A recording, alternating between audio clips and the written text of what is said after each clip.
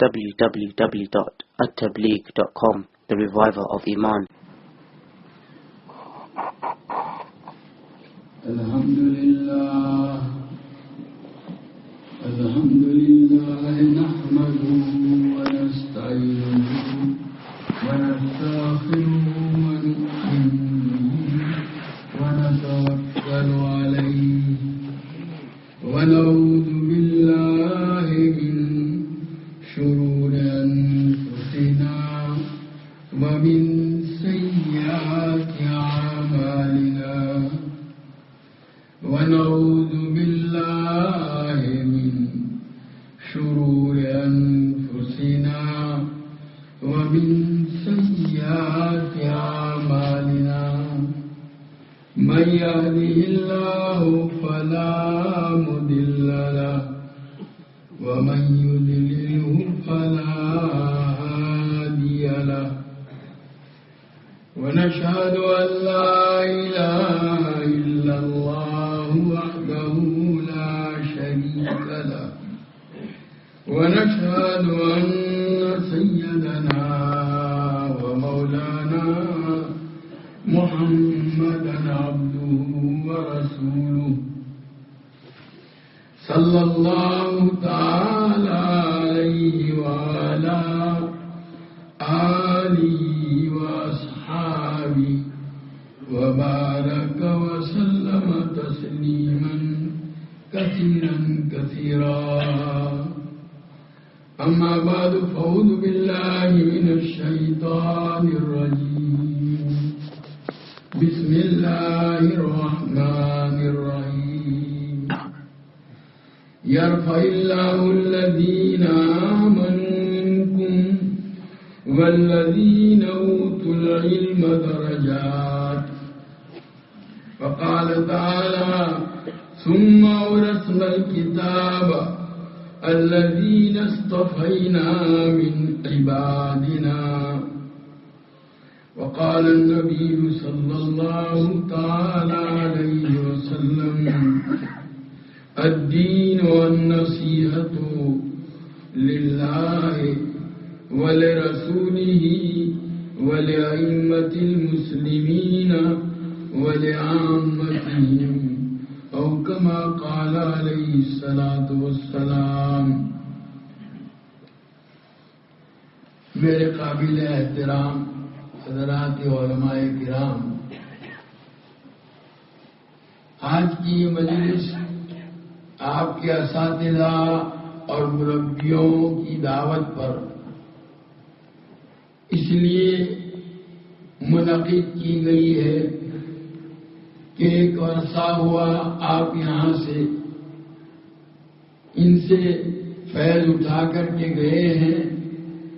اب آپ کو بلایا گیا ہے کہ آپ کے سامنے کچھ باتیں یہ حضرات اساتذہ اور آپ کے مربی حضرات محترم صاحب وغیرہ اسی نسبت پر کریں کہ آپ دین کی خدمت کے لیے کون سا انداز اختیار کریں. اللہ تبارک و تعالیٰ نے ہم سب کو علم کے ساتھ نسبت عطا فرمائی. یہ اللہ تبارک و تعالیٰ کا بہت بڑا کرم ہے اور اسی نسبت کی وجہ سے اللہ تبارک و تعالیٰ نے ہمیں اپنے دوسرے بندوں کے مقابلے میں ایک خاص مقام اور اعزاز عطا فرمایا. اور قرآن پاک میں اللہ تبارک و تعالیٰ نے اس امت کے متعلق ایک عجیب جملہ استعمال فرمایا ہے، ثم اورثنا الکتاب الذین اصطفینا من عبادنا. پھر ہم نے کتاب کے علوم کا وارث بنایا اپنے ان بندوں کو جن کا ہم نے انتخاب کیا، جن کو چنا، کو آپٹ کیا، برگزیدہ بنایا. لکھا ہے علماء نے کہ جو آدمی اخلاص کے ساتھ علم دین کی خدمت کے اندر مشغول ہو وہ اللہ کے برگزیدہ اولیاء میں سے یہ الذین اصطفینا من عبادنا. حضرت مولانا مفتی محمد شفیع صاحب نور اللہ مرقدہ فرماتے ہیں کہ قرآن پاک میں اللہ تبارک و تعالیٰ نے لفظ استفاء کو خاص طور پر حضرات انبیاء اور ملائکہ کے لیے استعمال فرمایا ہے. ان اللہ اصطفیٰ آدم و نوح وآل ابراہیم وآل عمران علی العالمین. اللہ یصطفی من الملائکۃ رسلا ومن الناس. گویا اللہ اپنے پیغام کو اپنے بندوں تک پہنچانے کے لیے انسانوں میں سے جن حضرات کا انتخاب کرتے ہیں، جن کو رسول الانبیاء کہا جاتا ہے، وہ بھی چنے ہوئے ہیں، اور فرشتوں میں سے جن کو اپنا پیغام نبیوں تک پہنچانے کے لیے منتخب فرماتے ہیں، وہ بھی اس میں آتے ہیں. حضرت مفتی صاحب فرماتے ہیں اتنا اونچا لفظ اللہ تبارک و تعالیٰ نے ہمارے لیے استعمال فرمایا. اگرچہ حضرات انبیاء اور حضرات ملائکہ کے استفاء اور ہمارے استفاء میں درجے کے اعتبار سے فرق ہے، کلی مشکک ہے. افراد میں کسی میں یہ چیز زیادہ پائی جاتی ہے، کسی میں کم پائی جاتی ہے. بہرحال ایک بہت اونچا مقام ہے جو اللہ تبارک و تعالیٰ نے عطا فرمایا. اور اسی اورثنا کے لفظ کی تشریح کرتے ہوئے نبی کریم صلی اللہ تعالیٰ علیہ وسلم کا ارشاد ہے ان العلماء ورثۃ الانبیاء وان الانبیاء لم یورثوا دینارا ولا درہما ولكن ورثوا العلم فمن اخذه اخذ بحظ وافر. جس کو اللہ نے علم جیسی نعمت عطا فرمائی، بہت بڑی دولت دی اللہ تعالیٰ نے اس کو. وَمَن يُؤْتَ الْحِكْمَةَ فَقَدْ أُوتِيَ خَيْرًا كَثِيرًا مَن يُرِدِ اللَّهُ بِهِ خَيْرًا يُفَقِّهْهُ فِي الدِّينِ خَيْرًا. یہ تنوین تعظیم کے لیے ہے کہ اللہ تعالیٰ جس کے ساتھ خیر عظیم کا ارادہ فرماتے ہیں، دین کا علم اور سمجھ عطا فرماتے ہیں. حضرت مفتی شفیع صاحب نے اسی آیت کی تفسیر کے موقع پر حضرت ابو موسیٰ اشعری رضی اللہ تعالیٰ عنہ کی ایک روایت ذکر کی ہے کہ قیامت کے روز اللہ تبارک و تعالیٰ تمام انسانوں کو ایک جگہ پر جمع فرمائیں گے اور حضرات علماء کو مخصوص اور ممتاز مقام کے اوپر جمع کر کے فرمائیں گے کہ میں نے اپنا علم تمہارے سینوں میں اس لیے رکھا تھا کہ میں جانتا تھا کہ تم اس امانت کے حق کو ادا کرو گے. اس لیے نہیں رکھا تھا کہ میں تم کو عذاب دوں، جاؤ بخشا ہے. درر مختار کے مقدمے میں ہے کہ امام محمد ابن حسن شیبانی رحمۃ اللہ علیہ امام ابو حنیفہ کے جو شاگرد ہیں اور فقہ حنفی کے مدون، ان کے انتقال کے بعد کسی نے ان کو خواب میں دیکھا، پوچھا کہ اللہ تبارک و تعالیٰ نے آپ کے ساتھ کیسا معاملہ فرمایا؟ کہا اللہ تبارک و تعالیٰ نے مجھے اپنے سامنے کھڑا کر کے فرمایا محمد اگر تجھے عذاب دینا مقصود ہوتا تو تیرے سینے میں اپنے دین کا علم نہ رکھتا. تو یہ ایک بہت بڑی امانت ہے جو اللہ تبارک و تعالیٰ نے ہمیں عطا فرمائی. اب اس امانت کی نسبت سے ہم پر کیا کیا ذمہ داریاں عائد ہوتی ہیں؟ ضرورت اس کی ہے کہ ہم اس کی طرف توجہ کریں. سب سے پہلی بات تو یہ ہے ہماری یہ زندگی عیش و عشرت کی زندگی نہیں ہے. انبیاء کی وراثت کا جب مقام اللہ تعالیٰ نے دیا تو حضرات انبیاء علیہ الصلوۃ والسلام کی زندگیوں کا مطالعہ کر لیجیے. آپ خود نبی کریم صلی اللہ علیہ وسلم کا ارشاد اشد الناس بلاء الانبیاء ثم الامثل فالامثل. لوگوں میں سب سے سخت آزمائش حضرات انبیاء علیہ الصلوۃ والسلام کی ہوتی ہے. پھر جو جتنا زیادہ ان کے مشابہ ہو، ان کے طریق کے اوپر ہو، ان کے انداز پر چلتا ہو، اسی انداز سے اس کے اوپر حالات آتے ہیں. سید الانبیاء حضور اکرم صلی اللہ تعالی علیہ وسلم کے ساتھ کیا کچھ نہیں ہوا ہم اور آپ جانتے ہیں. غیروں کی بات تو چھوڑیے، جو اپنے آپ کو مومن کہتے تھے اپنی زبان سے، ایسوں کی طرف سے بھی بات کیا. بخاری شریف میں آپ نے روایت پڑھی ہوگی، ایک موقع پر جو ہے آپ صلی اللہ علیہ وسلم نے کچھ مال تقسیم کیا تو ایک آدمی اٹھا، پیشانی ابری ہوئی، آنکھیں اندر کو دھسی ہوئی، رخسار بھی ابھرے ہوئے، سر مونڈا ہوا اور جو ہے اس کی لنگی اونچی تھی. وہ کہنے لگا یا رسول اللہ اتق اللہ، کہ اللہ کے رسول اللہ سے ڈریے. حضرت صلی اللہ علیہ وسلم نے فرمایا ارے بھائی میں اللہ سے نہیں ڈروں گا تو کون ڈرے گا. لیکن اللہ کے رسول صلی اللہ علیہ وسلم کو کہ ایسا کہنے والے تھے. آپ صلی اللہ علیہ وسلم نے ان کی اس بات سے برا نہیں مانا، آپ نے جواب دیا.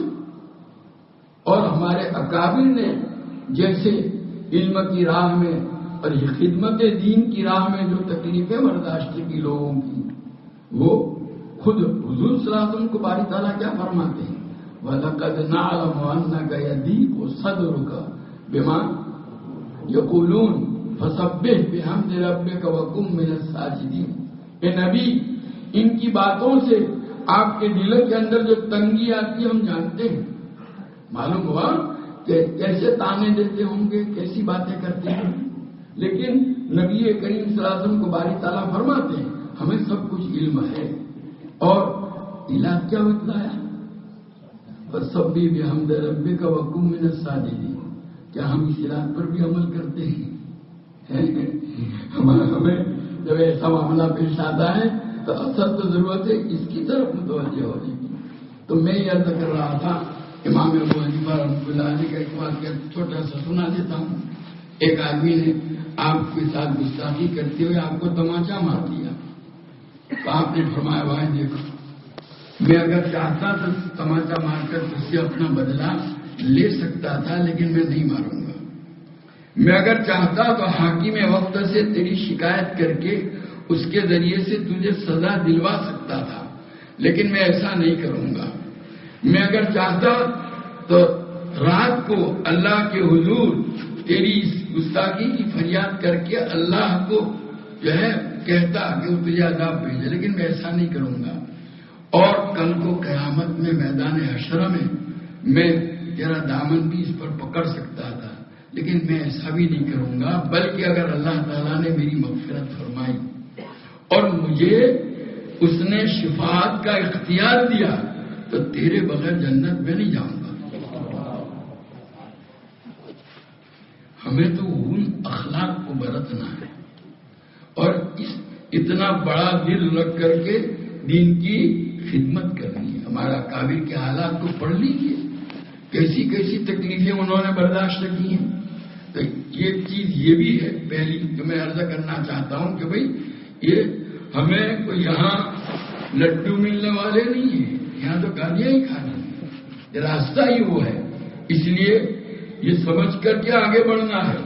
حضرت مولانا سید ابو الحسن علی ندوی رحمۃ اللہ علیہ فرماتے ہیں کہ آپ نے جس دن سے اپنا نام مدرسے کے داخلہ فارم میں لکھوایا، اس دن سے آزمائش کے لیے اپنے آپ کو پیش کر دیا اور گویا اس داخلہ فارم کی خانہ پوری کر کے نیچے جو دستخط کیے ہیں آپ نے اللہ تعالیٰ سے ایک عہد کر لیا کہ میں دین کی راہ میں مشقتیں اٹھاؤں گا. کہ اللہ سے عہد ہوا ہے ہمارا. ہمیں ضرورت ہے کہ اب اس راستے کے اندر ان چیزوں کو صرف نظر کرتے ہوئے اپنی ذمہ داریوں کو ادا کرنے کا اہتمام کریں. ذمہ داریاں کیا ہیں؟ جب وراثت انبیاء کی ٹھہری تو جو کام حضرات انبیاء علیہ السلام کے تھے وہی کام ہمارے ہوں. قرآن پاک میں اللہ تبارک و تعالیٰ نے سید الانبیاء حضور اکرم صلی اللہ تعالی علیہ وسلم کی ذمہ داریوں کو مختلف آیتوں میں بیان کیا. سب سے پہلا موقع تو وہ ہے حضرت ابراہیم علیہ نبینا علیہ السلام کی وہ دعا جو انہوں نے کعبۃ اللہ کی تعمیر کے موقع پر کی تھی. ربنا وبعث فیہم رسولا منہم یتلو علیہم آیاتک ویعلمہم الکتاب والحکمہ ویزکیہم. یا اللہ انہی میں سے ایک نبی ان میں بھیجیو جو ان کے سامنے تیری آیت کی، تیری کتاب کی آیتوں کی تلاوت کریں. تلاوت آیات یعنی قرآن کے الفاظ کی تعلیم. حضرت مولانا مفتی محمد شفیع صاحب رحمۃ اللہ علیہ نے معارف القرآن میں لکھا ہے کہ قرآن کے الفاظ کی تعلیم یہ بھی نبی کریم صلی اللہ علیہ وسلم کے مقاصد بعثت میں سے ایک مقصد اور اولین مقصد، اور نبی کریم صلی اللہ علیہ وسلم نے اس کا بہت اہتمام کیا. ہمارے مدارس میں درجات ناظرہ، درجات حفظ اور تجوید و قرات کے جو درجات ہیں، یہ 3 شعبے جو ہیں وہ اسی نبی کریم صلی اللہ علیہ وسلم کے مقاصد بعثت اولین مقصد کے ترجمانی کر رہے ہیں. اس لیے ہم فراغت کے بعد ایک کام یہ بھی کرنا ہے کہ قرآن کے الفاظ کی تعلیم عام ہو. ہر مسلمان بچہ قرآن پڑھنا سیکھے. یہ جو مکاتب قائم کیے جاتے ہیں مکتب کی تعلیم، تو سب سے کم درجے کا عالم جس کی کوئی بڑی استعداد نہیں ہے وہ مکتب کو ضرور پڑھاتا ہے اور یہ کام انجام دیتا ہے. بہت اونچا کام ہے قرآن کے الفاظ کی تعلیم، بہت اونچا کام ہے. بخاری شریف کے اندر آپ نے حضرت عثمان رضی اللہ تعالیٰ عنہ کی وہ روایت، نبی کریم صلی اللہ علیہ وسلم کا ارشاد خیرکم من تعلم القرآن وعلمہ پڑھا ہوگا. اس روایت کو حضرت عثمان رضی اللہ تعالیٰ عنہ سے لے کر نقل کرنے والے ابو عبد الرحمن عبداللہ ابن حبیب سلمی رحمۃ اللہ علیہ، تمام قراء کی سندیں حضور اکرم صلی اللہ علیہ وسلم تک ان کے واسطے سے پہنچتی ہے. سب قراء کی سندوں کو دیکھ لو. اس روایت کو نقل کرنے کے بعد وہ کہتے ہیں کہ نبی کریم صلی اللہ علیہ وسلم کا یہی ارشاد ہے جس نے مجھ کو یہاں پر بٹھایا. ان کا کام ہی تھا کیا؟ بچوں کو قرآن پڑھانا، لوگوں کو قرآن پڑھانا. قرآن کے الفاظ اللہ تعالیٰ نے ان کو بڑے کمالات سے نوازا، لیکن وہ بخاری شریف اس وقت تو وجود میں بھی نہیں آئی تھی، لیکن مطلب یہ کہ وہ دوسری چیزوں میں نہیں مشغول ہے. ہم تو یہ سمجھتے ہیں کہ اگر بخاری شریف پڑھانے کو مل جائے تو گیا بس یہی ایک دین کی خدمت ہے. بھائی قیامت کے روز کسی کو یہ نہیں پوچھیں گے تم نے بخاری پڑھائی یا نورانی قاعدہ پڑھایا. اخلاص کے ساتھ دین کا کام کیا ہوگا تو اللہ کے یہاں پوچھو گی، ورنہ اگر یہ بخاری جو ہے قبے جہاں کی نسبت سے پڑھائی ہوگی تو یہی جہنم میں لے جائے گی.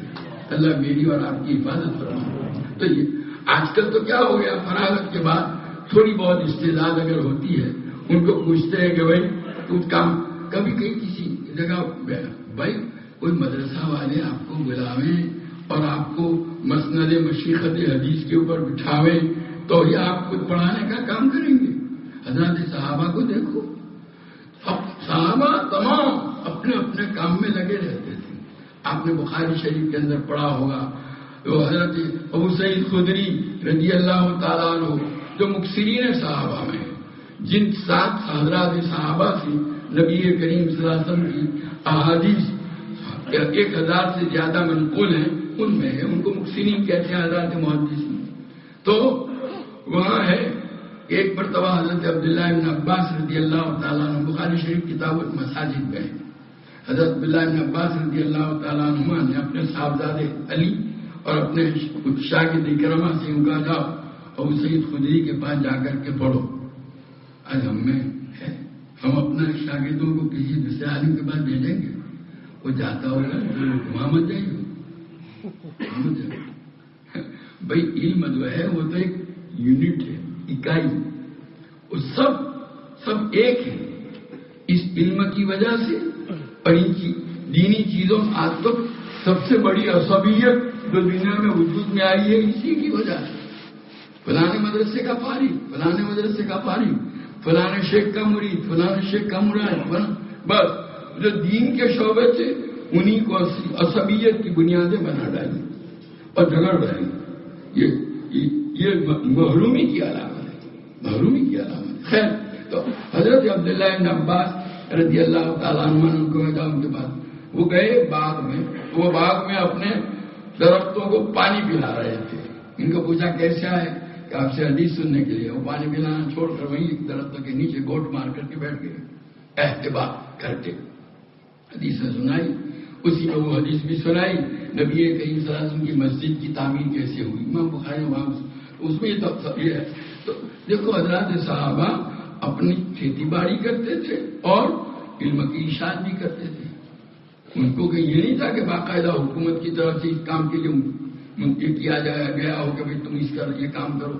عبداللہ ابن عباس رضی اللہ تعالیٰ عنہ، حضرت علی رضی اللہ تعالیٰ عنہ کے دور خلافت میں بصرہ کے گورنر تھے، اور گورنر ہونے کے باوجود روزانہ ان کا درس حدیث کا حلقہ لگتا تھا. وہ وقت عبد القیس والی حدیث جو بخاری شریف میں آپ ابو جمرہ کی سند سے پڑھتے ہیں، اور ابو جمرہ کے مطابق ابو جمرہ خود فرماتے ہیں کہ میرے لیے ابن عباس مجھے اپنی بیٹھک پر کسی چوکی کے اوپر بٹھاتے تھے، کیونکہ وہ فارسی بھی جانتے تھے. بصرہ والا علاقہ عراق کا علاقہ تھا، وہاں جو پہلے فارسی زبانی چلتی تھی، تو ابن عباس فارسی نہیں جانتے تھے اور ابو جمرہ دونوں زبانیں جانتے تھے. تو میں عرض کرنا چاہتا ہوں کہ وہ گورنر ہیں اور یہ کام کر رہے ہیں.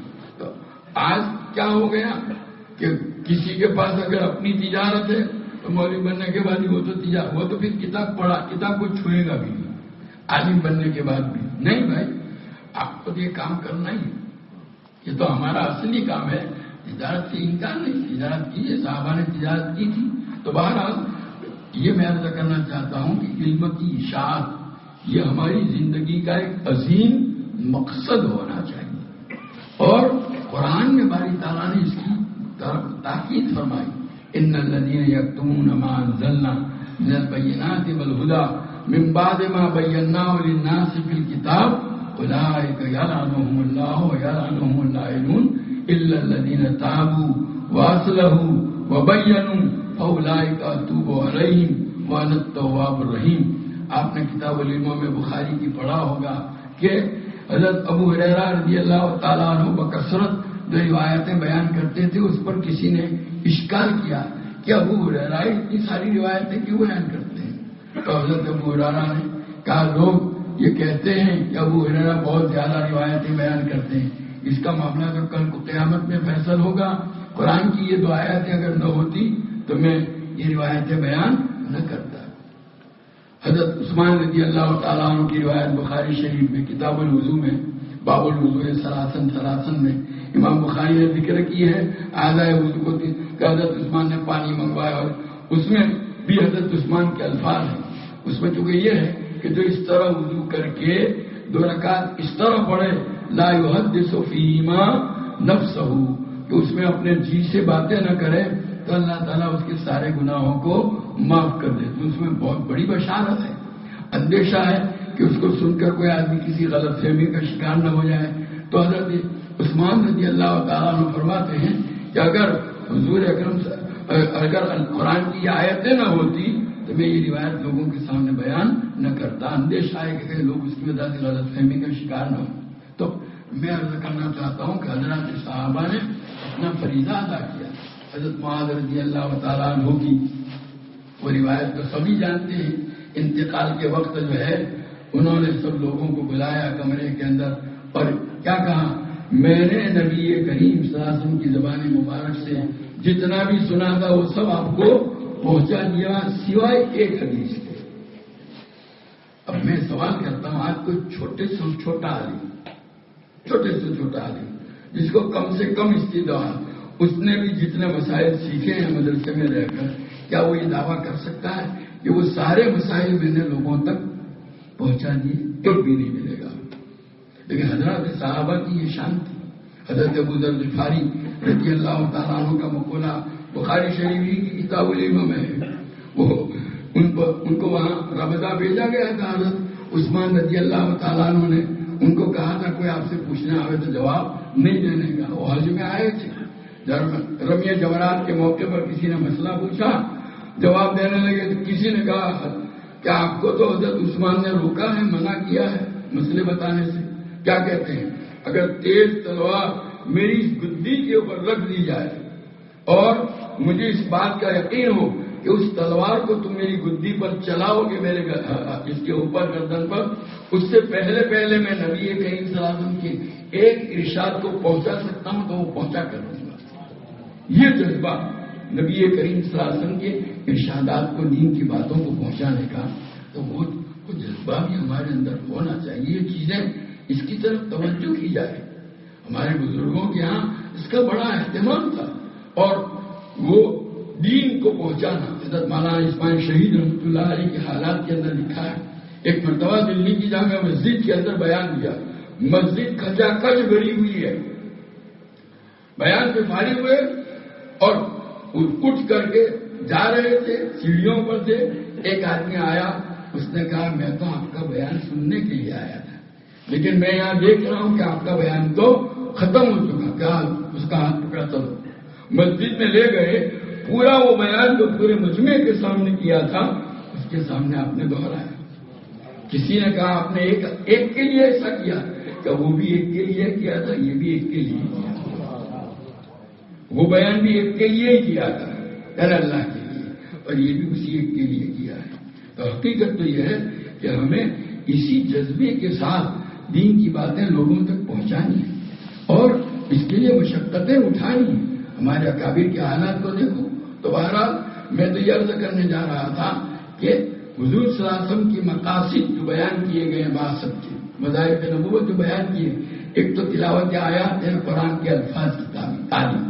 حضرت شیخ الہند رحمۃ اللہ علیہ مالٹا کی جیل سے جب رہا ہو کر کے آئے اور دارالعلوم میں آپ کی پہلی مجلس تھی، آپ کے تمام شاگرد جو ہے وہ ہندوستان کے کونے کونے سے آ کر آپ کی خدمت میں حاضر ہوئے تھے. آپ نے فرمایا بھائی جیل کی تنہائیوں میں ہم نے 2 باتیں سیکھی. ایک تو یہ ہے کہ قرآن کی تعلیم کو عام کیا جائے لفظاً اور معناً. کہ میں اس لیے بھی نقل کر رہا ہوں کہ آپ کو چاہیے جو اہل علم ہے اپنے اپنی جگہ پر، جہاں یہ مکتب کے اندر بچوں کو یا بڑوں کے لیے بھی جو قرآن کے الفاظ کا پڑھانے کا سلسلہ ہے، ساتھ ہی ساتھ درس قرآن کا بھی سلسلہ ہونا چاہیے. درس قرآن ہفتے میں 1 مرتبہ، اس کے بڑے فوائد ہیں. ہم نے لوگوں کو آمادہ کیا، وہ خود کہتے ہیں کہ اس سے ہم کو خود کو بھی فائدہ اور لوگوں کی دینی سمجھ میں بھی اس کی وجہ سے اضافہ.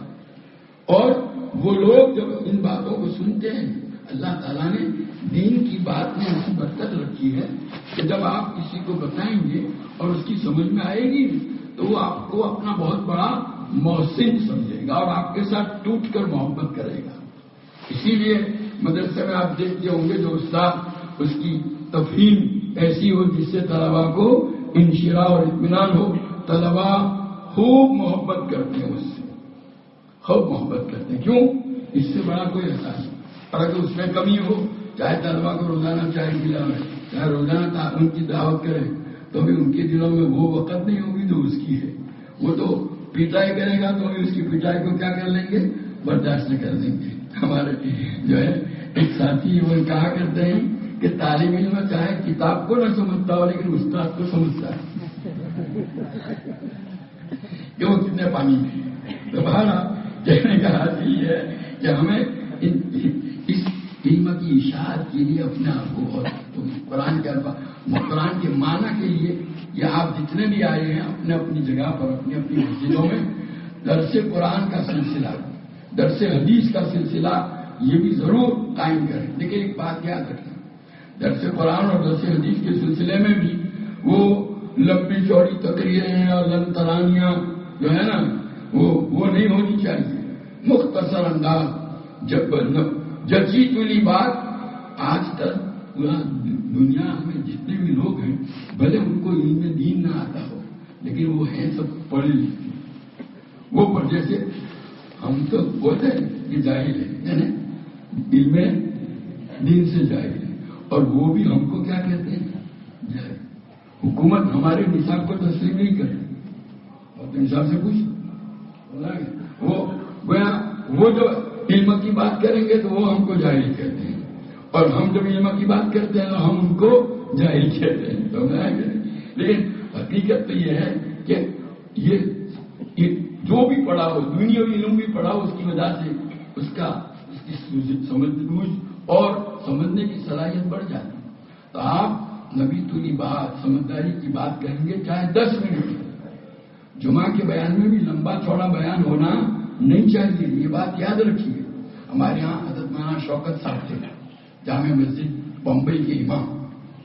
بمبئی اتنا مصروف شہر، بہت مصروف شہر، کسی کو فرصت نہیں، تجارت ہندوستان کی تجارتی جو ہے راجدھانی کہلاتی ہے، دارالسلطنت تجارت کے اعتبار سے، مگر وہاں جمعہ کے خطبے کے بعد، نماز کے بعد، سنتوں کے بعد وہ جو خطبہ دیا ہوتا تھا وہ مستقل اپنا خطبہ تیار کرتے ہیں، اور جو خطبے میں جو احادیث ہوتی تھی اور اس کا خلاصہ 10 منٹ میں بیان، 10 منٹ سے 1 منٹ بھی زیادہ نہیں، اس طرح بیان کرتے تھے۔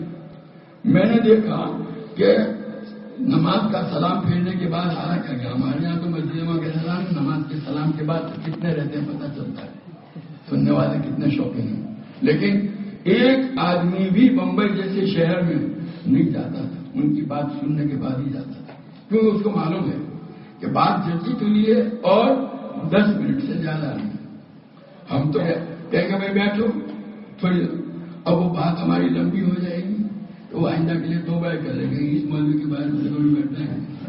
ایک لطیفہ ہمارے ساتھی نے سنایا کہ وہاں افریقہ میں ایک مولوی صاحب بیان کر رہے تھے، ایک دیندار آدمی، جتنی افریقہ میں جماعتیں بیرون کی، افریقہ کی جماعتیں بیرون جانے، ان کی ویزا وغیرہ اور سارے کام وہی کرتے تھے، ہمارے مدرسے سے بھی بڑا تعلق، تو وہ گئے اتفاق سے وہاں جمعہ میں پہنچ گئے، تو مولوی صاحب کا بیان ختم ہونے کا نام نہیں لے رہا ہے، تو وہ ساتھی کو اللہ چار آ تو جھٹلو نے آوڑتے آ جا آج نے عادت بیان کر جتنا اس کے بعد وہ سب آج ہی بیان کرنا چاہتا ہے، سب یہ سب ہم نے جو یہ شکلیں اختیار کی، یہ لطیفے اس لیے بیان کرتا ہوں کہ لطیفوں میں حقائق بیان کرنا ہے۔ لوگ ہمارے سن تو صحیح جہاں میں ہے فسانہ، تیرا فسانہ کیا کہتی ہے تجھے خلق خدا غائبانہ کیا، ہمارے ان دینی کاموں اور ان کے اوپر لوگوں کا تبصرہ کیا ہے، اسے بھی واقفیت رکھو تاکہ اپنی اصلاح۔ آپ اپنے موبائل کو تو روزانہ اپڈیٹ کرتے ہو، اپنے آپ کو بھی اپڈیٹ کرو نا، ہمیں اپنے آپ کو اپڈیٹ کرنے کی ضرورت ہے، ہمارے اندر جو بھی کمیاں ہیں ان کو دور کرو، خوبیاں لاؤ، اس کی ضرورت ہے۔ تو بہرحال تلاوت آیات، اس کے بعد وَيُعَلِّمُهُمُ الْكِتَابَ وَالْحِکْمَةَ، کتاب اور سنت کی تعلیم، امام شافعی رحمۃ اللہ نے حکمت کی تشریح سنت سے کی ہے، تو یہ بھی ہونا چاہیے۔ یہ خالی آپ مدرسوں میں کتاب پڑھائیں وہیں ہو، یہ نہیں۔ ابھی جو مولانا نے کہا آپ کے بیانات کے اندر، ہمارے بیانات کے اندر جو ہے حلال و حرام کے مسائل، لوگوں میں جو کمزوریاں ہیں، جو رسم و رواج ہیں، اس کے اوپر تنبیہ ہونی چاہیے۔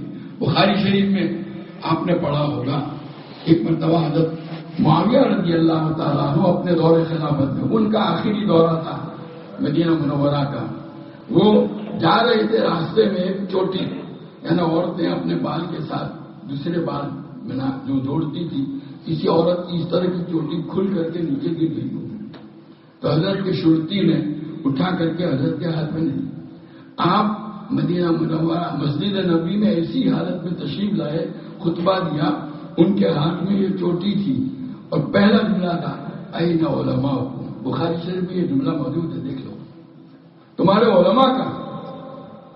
مجھے اندازہ نہیں تھا کہ مسلمان عورتیں بھی ایسا کر سکتی ہیں، یہ تو یہودیوں کا کام۔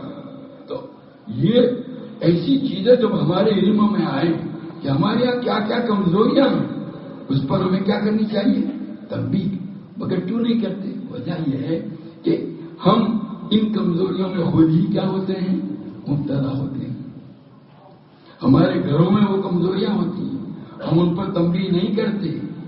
آپ نے بخاری شریفی کے اندر جو ہے روایت پڑھی ہوگی، ایک عورت حضرت عبداللہ ابن مسعود رضی اللہ تعالیٰ عنہ کے پاس آئی، میں نے سنا ہے آپ فلاں فلاں عورت کے اوپر کیا کرتے ہیں، لعنت کرتے ہیں، وہی لعن اللہ کیا ہے، واصلات والمستوصلات، یہ جو ہے۔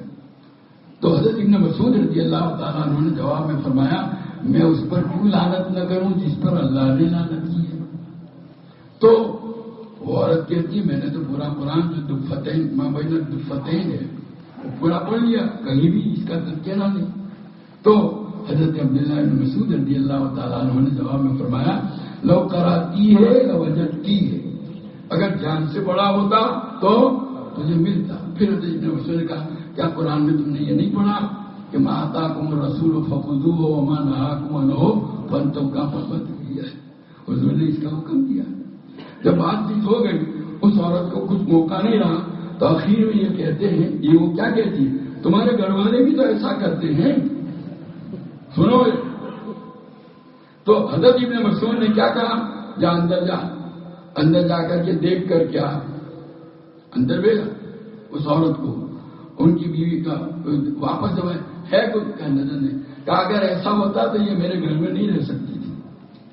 تو میں عرض کرنا چاہتا ہوں کہ عمل کے معاملے میں پہلا ہمیں اس سے ابتدا کرنی ہے.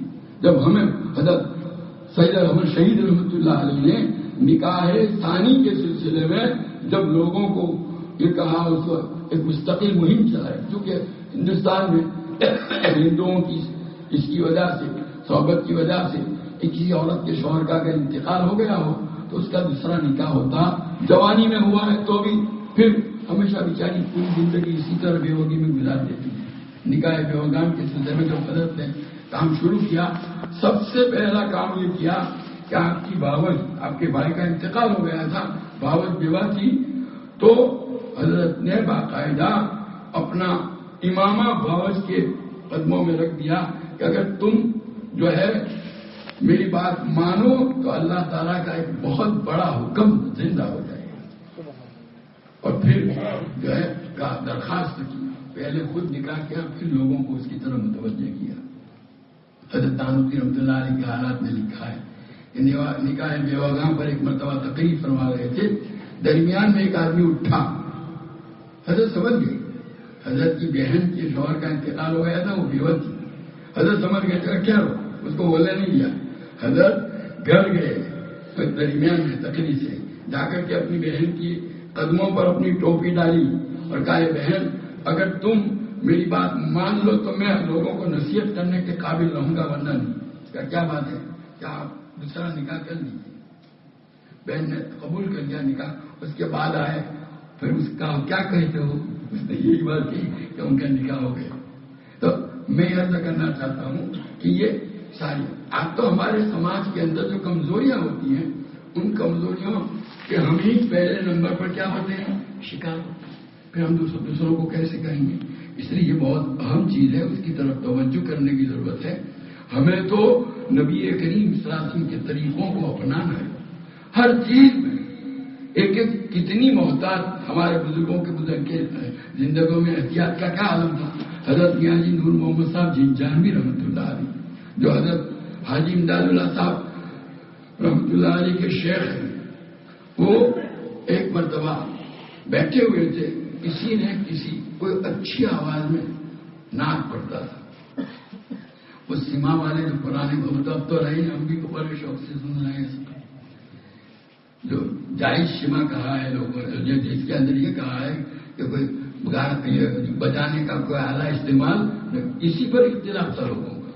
بجانے کا آلہ اگر گانے بجانے کا آلہ استعمال کیا گیا ہے تو اس سما کے منع اور حرام ہونے میں کوئی علماء میں کوئی اختلاف نہیں تھا.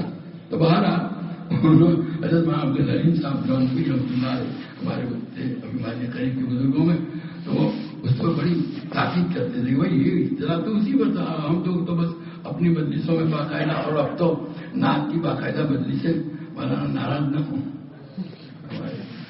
تو اس کے مستقل ہونے لگا. تو ایک آدمی بہت اچھی اس میں آواز میں پڑھتا تھا.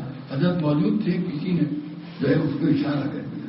اس نے پڑھنا شروع کیا. حضرت نے فوراً روک دیا. کیا فرماتے معلوم ہے لوگ کبھی کبھی مجھے نماز کے لیے مصلی پر کھڑا کر دیتے ہیں اور سما بلا مضامیر میں بھی علماء کا اختلاف ہے. یہ نہیں پڑھنے دیا اسے. مستقل امام نہیں تھے تو اور قرآن کی تعلیم دیتے تھے بچوں کو ہم پوری زندگی قرآن میاں جی اسی لیے یو پی میں میاں جی جو قرآن پڑھانے والا ہوتا ہے اسی کو کہتے ہیں میاں. حالانکہ بڑا اونچا مقام تھا. ہمارے حضرت کی زبان ہمارے حضرت مفتی صاحب کی زبان سے میں نے سنا کہ جن بچوں کو وہ قرآن پڑھاتے تھے ناظرہ بچپن ہی سے ان کو صاحب نسبت بنا دیتے تھے. تو بہرحال یہ قرآن کی تعریف کیا، وَيُزَكِّيهِمْ تزکیہ، اصلاحی سلسلہ. اور پھر حضور اکرم صلی اللہ علیہ وسلم کا اور ایک اور آیت، ادعو الی سبیل ربک بالحکمۃ والموعظۃ الحسنۃ وجادلہم باللتی ہی احسن. دو کام اس میں بتائے گئے ہیں، دعوت الی اللہ اور وہ بھی حکمت اور موعظت کے ساتھ. دیکھو اس کے لیے بھی جو ہے اس کا مناسب طریقہ اختیار کرنا پڑے گا. ہم لوگ یا تو لوگوں کو تنبیہ ہی نہیں کرتے اسی غلط باتوں کے اوپر، اور جب تنبیہ کرنے کے اوپر آتے ہیں تو ایسا سخت رویہ اختیار کرتے ہیں کہ لوگ ہم سے متوحش ہو کر کے بھاگ جاتے ہیں. غفلت سے بعد آیا تو جفا کی تلافی کی بھی ظالم نے تو کیا کی، جیسا ہمارا معاملہ ہوتا ہے. تو یہ نہیں، بہت مناسب انداز میں حضور اکرم صلی اللہ علیہ وسلم کی تربیت کیسی تھی. ایک نوجوان آیا، آ کر عرض کیا کہ مجھے زنا کی اجازت دیجیے. اب آپ سوچئے مجھے اور آپ کو یا کوئی آدمی آج کا نوجوان آ کر مجھے اور آپ سے یہ کہے تو ہم تو برف فروخت ہو جائیں گے، توجہ مار دیں گے، کیسی بات کرتا ہے. لیکن نبی کریم صلی اللہ علیہ وسلم ذرہ برابر بھی ناراض نہیں. فرمایا، اس سے سوال کیا، بتاؤ اگر ایسا کام کوئی تمہاری ماں کے ساتھ کرے تو تم اس کو گوارا کرو گے کیا نہیں؟ تمہاری بہن کے ساتھ کرے تو گوارا کرو گے کیا نہیں؟ تمہاری خالہ کے ساتھ کرے تو گوارا کرو گے کیا نہیں؟ تمہاری پھوپھی کے ساتھ کرے تو گوارا کرو گے کیا نہیں؟ تو تم بھی جس کے ساتھ زنا کرو گے وہ بھی تو کسی کی ماں ہوگی، کسی کی بہن ہوگی، کسی کی خالہ ہوگی، کسی کی پھوپھی ہوگی. وہ کیسے گوارا کرے گا؟ بس سمجھنا آ گیا. فوراً اس نے کہا، اللہ کے رسول میرے لیے دعا کر دیجیے.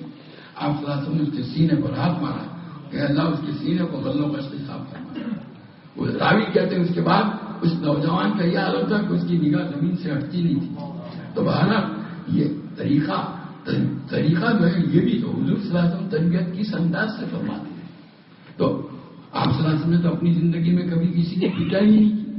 اور ہمارا حال یہ کہ مکتبوں اگر آپ کے یہاں تو ایک قانون نہ ہوتا تو پتہ نہیں کیا ہوتا، پھر بھی بعض لوگ جو ہے ملوث ہو جاتے بیچارے.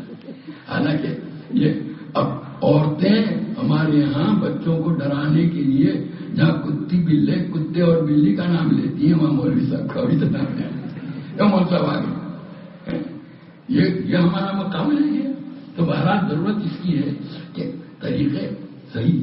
حضور قرآن میں باری تعالیٰ ارشاد فرماتے ہیں، وَبِمَا رَحْمَةٍ مِّنَ اللَّهِ لِنتَ لَهُمْ وَلَوْ كُنتَ فَظًّا غَلِيظَ الْقَلْبِ لَانفَضُّوا مِنْ حَوْلِكَ. یہ کس کے متعلق؟ صحابہ جو نبی کریم صلی اللہ علیہ وسلم پر فدا ہونے والے وہ آپ کے آس پاس تھے، لیکن ان کے متعلق اللہ تعالیٰ فرماتے اگر آپ سخت دل ہوتے، اکڑ مزاج ہوتے تو یہ سب بھی آپ کو چھوڑ کے چلے جاتے. اس اکڑ مزاجی کے ساتھ کام دین کا نہیں ہو سکتا، اس کے لیے تو خون کے گھونٹ پینے پڑیں گے آپ. تو بہرحال یہ میں کہہ رہا تھا دعوت اللہ، اس کے اندر بھی حکمت اور موعظت کا پہلو ہونا چاہیے. وجادلہم باللتی ہی احسن، مجادلہ یعنی غلط نظریات والا اگر آپ کی بات نہیں مانتا اور اپنی بات پر اڑا ہوا ہے تو اس کے ساتھ آپ کو دلائل سے گفتگو کرنی پڑے گی، مناظرہ کرنا پڑے گا. اسی کو مجادلہ بالاحسن. یہ بھی اہل علم کا کام ہے. علم ہوگا تبھی تو اس کو دلیل سے جو مات کر سکے گا نا. تو بہرحال یہ بھی حضور صلی اللہ علیہ وسلم کے مقاصد گنشمار کیا گیا ہے. اور ایک دوسری آیت، یامرہم بالمعروف وینہاہم عن المنکر ویحل لہم الطیبات ویحرم علیہم الخبائث ویضع عنہم اصرہم والاغلال التی کانت علیہم. پہلا کام امر بالمعروف اور نہی عن المنکر. ہمیں بھی اپنا جائزہ لینا چاہیے کہ ہم کتنا اس پر عمل کرتے ہیں. امر بالمعروف کے لیے کوئی سخت لہجہ اختیار کرنے کی ضرورت، بہت نرم لہجے میں بھی آپ کہتے ہیں اللہ اور اس کے رسول نے یہ منع کیا ہے، نہیں ہونا چاہیے، اتنا ہی کہہ دینا. تو بہرحال یہ بھی حضور کے مقاصد واسط میں تھا، وظائف نبوت میں سے تھا. اور اسی طریقے سے نہی عن المنکر، منکرات پر ہم کتنا روکتے ہیں. یہ ابھی جیسا کہ آپ نے سنا مفتی محمود صاحب نے بیان کیا، وَيُحِلُّ لَهُمُ الطَّيِّبَاتِ وَيُحَرِّمُ حلال حرام کے مسائل بہت اہمیت رکھتی. یہ نئی چیزیں جو آتی ہیں فوراً اس کے متعلق لوگوں کو آگاہ کرنے کی ضرورت ہے. لوگ اس میں مبتلا اور شکار ہو جاتے ہیں. اب ہم کیا آگاہ کرتے ہیں، ہم خود ہی شکار ہو جاتے ہیں. اس لیے اس کی طرف خاص توجہ کرنے کی ضرورت ہے، اس کا اہتمام ہو. وَيَدَعُ عَنْهُمْ إِصْرَهُمْ وَالْأَغْلَالَ الَّتِي عَلَيْهِمْ، اور بوجھ اور توق کلے کے جو ان کے اوپر ہیں وہ ان سے اتارتے ہیں. یعنی کیا بوجھ؟ آج کل بوجھ کا ہے، یہ رسوم اور رواج کا بوجھ. یہ معاشرے میں جو رسمیں ہوتی ہیں نہیں، جہاں شادی بیاہ اور لڑکیاں بوڑھی ہو جاتی ہیں، نکاح نہیں ہوتے. کیوں؟ رسم ایسی ہے کہ باپ کے پاس جو ہے اتنا پیسہ ہی نہیں ہے کہ اس معاشرے میں لڑکی کا نکاح کرنے کے لیے جن چیزوں کو لحاظ کے وہ اس کے پاس موجود ہے. آج تو رسم و رواج میں کہاں پہنچ گئے ہم. پہلے ہم ہندوستان میں وہ ہندوانہ کو طریقہ تھا، یہاں کے طریقے اختیار کیے جا رہے ہیں، اور اس کی وجہ سے لوگ ایسے بوجھ تلے دب جاتے ہیں کہ ان کا نکلنا. ایک عالم کا فریضہ ہے کہ لوگوں کو اس سے نکالے، لوگوں کو آگاہ بھی کرے اور خود بھی ان چیزوں سے اپنے آپ کو دور رکھے. کبھی کسی رسم و رواج کا، ہمارے بزرگ حضرت شیخ رحمۃ اللہ علیہ نے آپیتی کے اندر شادیوں کا عنوان قائم کیا ہے. اپنی بیٹیوں کی شادیاں کس طرح سادگی کے ساتھ کرائی اور خود کی شادی، وہ آپ پڑھیے. ہمیں یہ چیزیں کیا ہے، بزرگوں کی حالات ہمارے لیے نمونہ ہے. ضرورت ہے اس کی طرف توجہ کی جائے.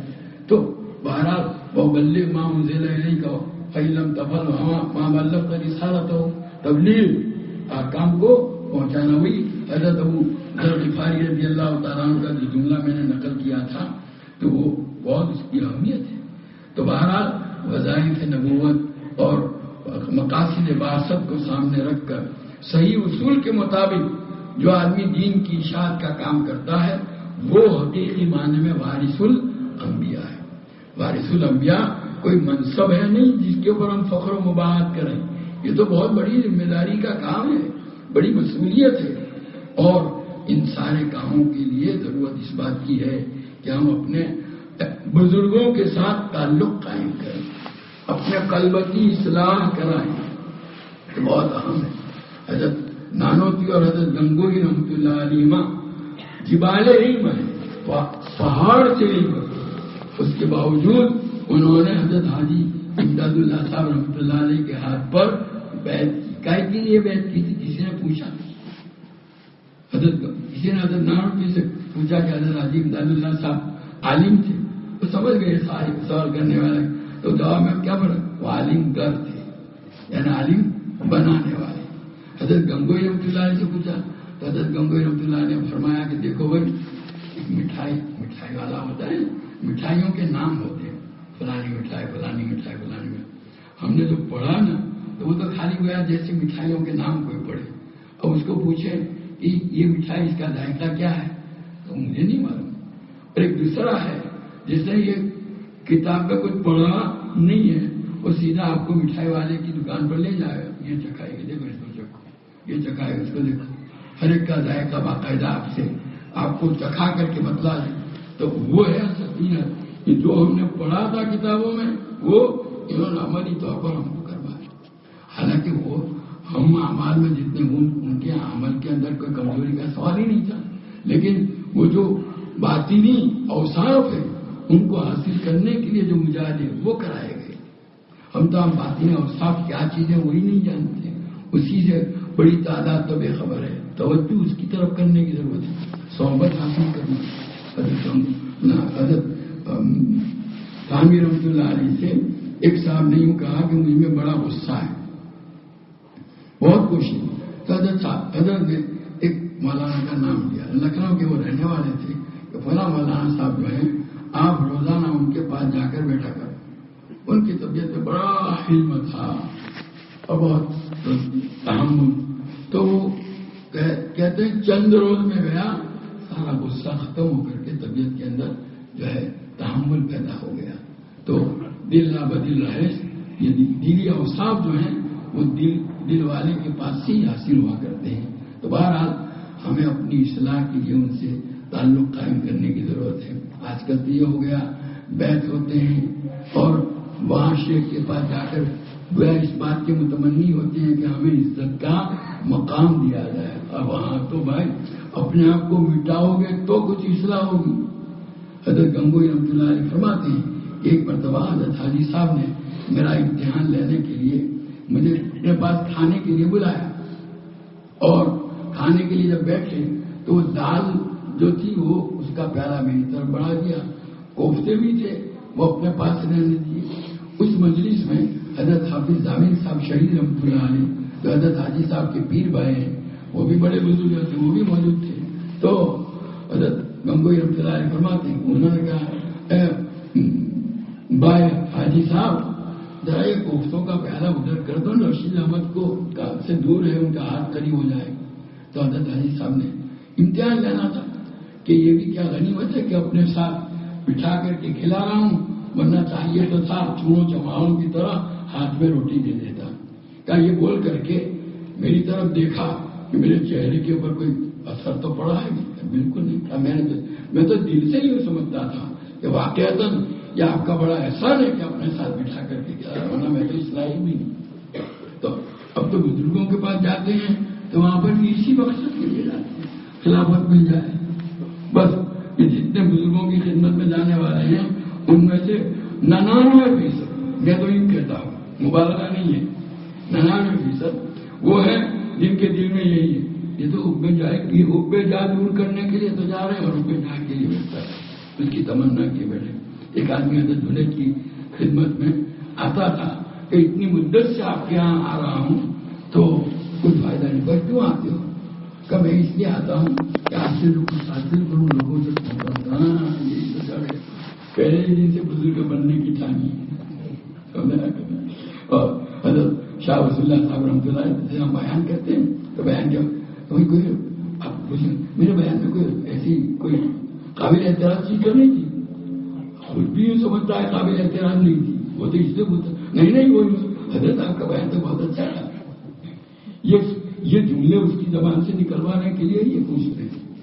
ہماری حب ذات تو معلوم نہیں کہاں خوشی نہیں ہے۔ تو بہرحال ضرورت ہے کہ بزرگوں کے ساتھ تعلق قائم کیا جائے اور اپنے ہر حال سے ان کو واقف کیا جائے۔ اصل تو ان سے خالی بیعت ہو گئے چلے آئے نہیں، ان کے پاس آتے جاتے ہیں۔ بات تو ہے حضرت شاہ ولی اللہ صاحب کا ایک رسالہ ہے عاقبۃ الانکار اور دوسرا رسالہ ہے الاعتقاد والانکار، دونوں میں اسی مسئلے پر بحث کی ہے کہ لوگ جو ہے سال تک بزرگوں کی خدمت میں آتے جاتے ہیں، فائدہ کیوں نہیں ہوتا؟ اس پر حضرت نے تفصیلی کلام کیا ہے، لیکن وہ ان کا انداز ہے، زبان ذرا مشکل ہے۔ ابھی تازہ جو ہے ایک مولوی صاحب نے عاقبۃ الانکار والا جو رسالہ ہے اس کو آسان اس کی تصحیح کی ہے، میں نے ابھی اپنے یہاں سنوایا تو سب مجھے کہنے لگے یہ تو بہت پہلے سے سنوانا تھا۔ میں نے کہا آیا ہی ابھی، پہلے تو میں بھی سنا چکا تھا تو اصل رسالہ، لیکن اس میں تشریح کرنی پڑتی تھی، اس پر آسانی سے سمجھ جاتے ہیں۔ تو حقیقت تو یہ ہے کہ بھائی ہمیں اپنے متعلق خود اللہ تعالیٰ کے ساتھ آپ کا تعلق کیسا ہونا چاہیے؟ مضبوط۔ یہی وہ چیز ہے جو آپ کی دینی خدمات کے اندر جان پیدا ہے۔ آج تو کیا ہے، ایک آدمی بخاری پڑھاتا ہے، حدیث پڑھاتا ہے، تفسیر پڑھاتا ہے، اس سے آپ پوچھیں گے آپ کی قرآن کی تلاوت روزانہ کی کتنی ہے؟ تو کیا کہے صاحب وقت ہی نہیں ملتا مطالعے سے، بڑی بڑی کتابیں پڑھاتا ہوں، ہمارے اکابر بھی بڑی ایک مرتبہ وہاں زامبیا جانا ہوا، مولانا عبدالرحیم صاحب مطالعہ رحمہ اللہ، وہ ان سے میں نے پوچھا، ہمارے دوست نہیں تھے، ان کے بچے مدرسی جیسا تھا، میں نے کہا حضرت شیخ رحمۃ اللہ علیہ کا تلاوت کا معمول کیا تھا؟ کہا حضرت اپنی ساری مشغولیتوں کے باوجود روزانہ 7, 8, 9 پارے کی تلاوت کر لیتے تھے۔ ہمارے حضرت مفتی صاحب سے کسی نے پوچھا تو نہیں بھائی یہ تو میرا اپنا ذاتی معاملہ ہے، شاگرد نے پوچھا، بس اصرار کیا کہ روزانہ 15 پارے کی تلاوت کرتا ہوں، بہت جوانی کی بات ہے۔ تو ہمارے بزرگوں کے یہاں اس کا معمولات کی ادائیگی کا، ہم تو قرآن کا ایک صفحہ بھی نہیں پڑھتے اور ادھر حدیث پڑھا رہے ہیں، تسبیحات تو کہ عوام کے لیے رکھی، ہمارے لیے نہیں ہے یا نہیں؟ یہ نوافل جو ہے تہجد ہے اور عوامین وغیرہ۔ حضرت گنگوئی رحمۃ اللہ علیہ سے کسی نے پوچھا کہ آپ کا ذکر، کہ بھائی وہ اب تو آدھا بڑا ہو گیا، آدھا مزمل ہو گئے، ذکر کا زمانہ گیا، پھر بھی 1.25 لاکھ میں ذات کا معمول ہے. اور یہ سب کیا تھا؟ سارے دوسرے قرآن کی تلاوت، مریدوں کی تربیت، فتوا کے جوابات، مہمانوں کی میزبانی، ان سارے چیزوں کے ساتھ یہ سوالات کا معمول. اور اس میں ذرا برابر بھی کمی نہیں کہ اللہ کے ساتھ تعلق جو ہوگا، قرآن میں نبی کریم صلی اللہ علیہ وسلم باری تعالیٰ کہتے ہیں کہ فَإِذَا فَرَغْتَ فَانْصَبْ وَإِلَىٰ رَبِّكَ فَارْغَب. آپ اپنی مشغولیت سے فارغ جب ہو جائیں تو اللہ کے سامنے کھڑے ہو کر اپنے آپ کو تھکائیے. سورہ مزمل کے اندر ہے ان ربک یعلم انک تقوم ادنی من ثلثی ان لک فی النہار سبحا طویلا فاذکر اسم ربک وتبتل الیہ تبتیلا. اے نبی، آپ کے لیے دن میں بڑی مشغولیت ہے. کیا مشغولیت تھی؟ تجارت تھی، کاروبار تھا، کھیتی باڑی تھی؟ نہیں، آپ تو لوگوں کو قرآن ہی سکھاتے تھے. اللہ پھر بھی اس مشغولیت کے باوجود اللہ تعالیٰ حکم دے رہے ہیں کیا کہ اللہ کی طرف رجوع کرو اور لوگوں سے کٹ کر اللہ کی. ہم تو یوں سمجھتے ہوئے کیوں میں یہ قرآن پڑھاتا ہوں ہر سال، حدیث پڑھاتا ہوں، کیا یہ عبادت نہیں ہے؟ الٹی حجت کرتے ہیں ہمارے سامنے. تو یہ طریقہ نہیں ہے. بہرحال ضرورت ہے کہ اپنا تعلق اللہ تعالیٰ کے ساتھ مضبوطی سے قائم کیا جائے. اور جب تک کہ یہ نہیں ہوگا وہاں تک ہماری خدمات کے اندر جان نہیں پیدا ہوگی. ایک واقعہ بیان کر کے بات پوری کرتا ہوں. حضرت مولانا علی میاں صاحب رحمۃ اللہ علیہ کی سوانح دمشق سے شائع ہوئی ہے. عبد الماجد غوری نے عربی زبان میں 450 صفحات کی. اس کا مقدمہ جو ہے ڈاکٹر سعید الحق جو وہاں دمشق یونیورسٹی کے شعبہ دینیات کے جو صدر تھے انہوں نے لکھا ہے. اس میں انہوں نے واقعہ لکھا ہے کہ 1956 میں حکومت شام نے حضرت مولانا علی میاں صاحب رحمۃ اللہ علیہ کو گویا وزٹنگ پروفیسر اور استاد الزائر کی حیثیت سے جو ہے رجال الدعوت والفکر کے عنوان پر جو ہے مقالات پیش کرنے کے لیے یہاں دعوت دی تھی. جب وہاں گئے ان کے لیے 5 اسٹار ہوٹل میں قیام کا انتظام کیا گیا تھا. مولانا نے کہا میں تو ایک مولوی آدمی ہوں، 5 اسٹار ہوٹل میں مجھے میری طبیعت نہیں لگی، مجھے تو مسجد کا کوئی گزرا ہو اس میں ٹھہرا، اس میں ٹھہرے. اور لکھتے ہیں وہ کہ ان کے جب حالانکہ نوجوان تھے اس وقت مولانا کا مقالات کے لیے جب ہال کے اندر آتے تھے تو شام کے بڑے بڑے علماء پہلے سے آ کر کے بیٹھ جاتے تھے. کہا یہ سب کیا تھا؟ ان کی رجوع اور انابت اللہ کا نتیجہ تھا. اس کی وجہ سے اللہ تعالیٰ نے یہ تاثیر رکھی. اسی ضمن میں انہوں نے واقعہ لکھا ہے. شام کے بڑے عالم تھے مسلح شیخ علی دق رکھا کہ وہ ان کے ایک مسجد کے اندر امامت کرتے تھے دمشق کی، اور فجر کی نماز کے بعد تفسیر کرتے تھے قرآن کی. تو کہا پورے شہر سے لوگ جو ہے امٹ کر ان کے تفسیر میں شریک ہونے کے لیے آتے تھے. مسجد تو چھوٹی تھی، لوگوں کے لیے کافی نہیں تھی. لوگ باہر چٹائیاں بچھا کر کے بیٹھتے تھے.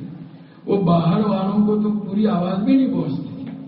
پھر بھی تاثیر کا یہ عالم تھا کہ لوگوں کی آنکھوں سے آنسو رواں ہوتے تھے اور ان کی داڑیاں تر ہوتی تھی. ایک شاگرد نے ان سے پوچھا حضرت ہم بھی قرآن کی تفسیر کرتے ہیں، مطالعہ کرتے ہیں، بڑے بڑے نکات بیان کرتے ہیں اپنی تفسیر کے اندر، اور آپ کو بہت سادہ انداز میں، پھر بھی ہماری تفسیر میں وہ تاثیر نہیں نظر آتی جو آپ کی تفسیر میں ہم دیکھ رہے ہیں. تو کیا کہتے ہیں بیٹا تمہاری اصلاح کے لیے کہتا ہوں میں روزانہ رات کو تہجد کے اندر 15 پارے قرآن کی اس لیے پڑھتا ہوں کہ اللہ تعالیٰ میری اس تفسیر سے اللہ کے بندوں کو فائدہ پہنچائے. اس کا یہ اثر ہے. تو حقیقت تو یہ ہے کہ اللہ تعالیٰ کے ساتھ جتنا ہم تعلق قائم کریں گے اتنا ہی ہمارے کام میں برکت ہوگی. ہم اپنے بزرگوں کی نسبت کے لیے علمی مشورے اور یہ ساری باتیں تو کرتے ہیں لیکن کبھی اس کا تذکرہ ہی نہیں کرتے ہونے سے، اس سے کنی کاٹ جاتے ہیں.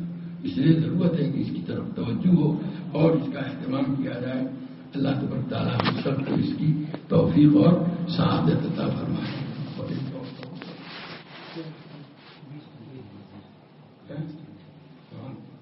دعا کر لیں بھائی، بعد میں حضرت آپ کو کہنا دعا میں ختم نہیں کرنا. سبحانك اللهم وبحمدك وتبارك اسمك وتعالى جدك ولا إله غيرك اللهم صل وسلم وبارك على سيدنا ومولانا محمد وعلى آل سيدنا ومولانا محمد كما تحب وترضى بعدد ما تحب وترضى. ربنا ظلمنا أنفسنا وإن لم تغفر لنا وترحمنا لنكونن من الخاسرين. ربنا آتنا في الدنيا حسنة وفي الآخرة حسنة وقنا عذاب النار. اللهم وفقنا لما تحب وترضى من القول والعمل والفعل والنية والهدى. اللهم اجعلنا هادين مهتدين غير ضالين ولا مضلين سلما لأوليائك وحربا لأعدائك. نحب بحبك من أحبك ونعادي بعداوتك من خالفك من خلقك. اللهم أغننا بالعلم وزينا بالحلم واكرمنا بالتقوى وجملنا بالعافية. اے اللہ تو ہمارے گناہوں کو معاف فرما، ہماری خطاؤں سے درگزر فرما. تو نے محض اپنے فضل سے اپنے دین کے علم کے ساتھ نسبت کی سعادت عطا فرمائی ہے. اے اللہ تیرے وہ بندے جنہوں نے تیری بارگاہ کے اندر جو خدمات مقبول ہوتی ہیں اس انداز سے دین کی جو خدمات کی ہیں، اے اللہ ہمیں بھی وہ سلیقہ اور توفیق عطا فرما. ہمارے کاموں کے اندر جو نقائص، کمزوریاں، جو کوتاہیاں ہیں اس کا ہمیں ادراک اور احساس عطا فرما کر اس کی اصلاح کی طرف متوجہ فرما اور ہماری زندگی کے ایک ایک لمحے کو تیرے دین اور علم دین کی اشاعت کے لیے، حفاظت کے لیے، خدمت کے لیے استعمال کرنے کی ہمیں توفیق عطا فرما. اے اللہ تیرے ان مقبول بندوں سے حقیقی نسبت ہمیں عطا فرما، انہی کے ساتھ تعلق اور رشتہ عطا فرما، ان کی ہدایتوں کے مطابق اپنی زندگیوں کو گزارنے کی ہمیں توفیق عطا فرما.